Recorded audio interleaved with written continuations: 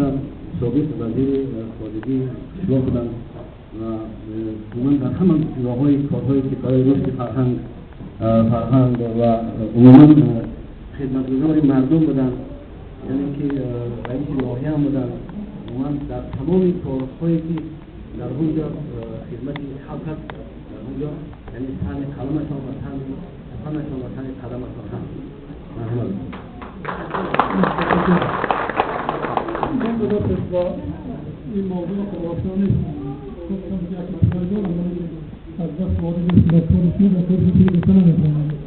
فقط این موضوع است که چون دکتر محمودچاکی موفق شدن و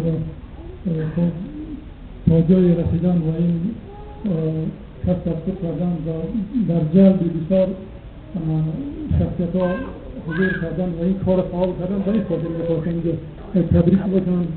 خب هم استاد جرانی که من خارجی هستم و این خاطر من فقط می‌خواستم که خب به هر حال هر کسی یک رشته در زندگی داره، حالا که فرض کنید که تجارت هست که کشاورز است یا چی است، هر روزگار خشنه دارن.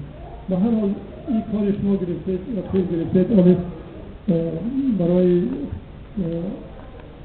عصر جدید است، یعنی کاریت نه همانی کار خبر دارن، هم کار نمیدونن برای بخش گروه‌های شرقی یک درجه ما از غرب اکید پرسته این چیزی نو جدید است. و این خاطر من میخواستم که شما موفق باشید. این در اون تجارت ملت دنیا از طریق اینترنت از طریق اطلاع به دست میارد و امروز ما وارد میشیم.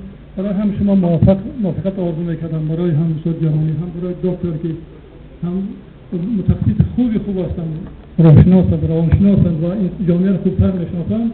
برای خاطر من از اونها این موضوع را آشنا شدم که اگر با این راه بروند یک گروه مردمی هستند که موفق میشوند، زندگیش خوبتر میشود، با تجارت بهتر میشود. و این خاطر من هم برای شما هم برای مسئولین فقط آرزوی نیک داشتم و موفقیت زیاد برای شما آرزو میکنم. تبریک برای دکتر محمودچاکی با این کار موفق شدند.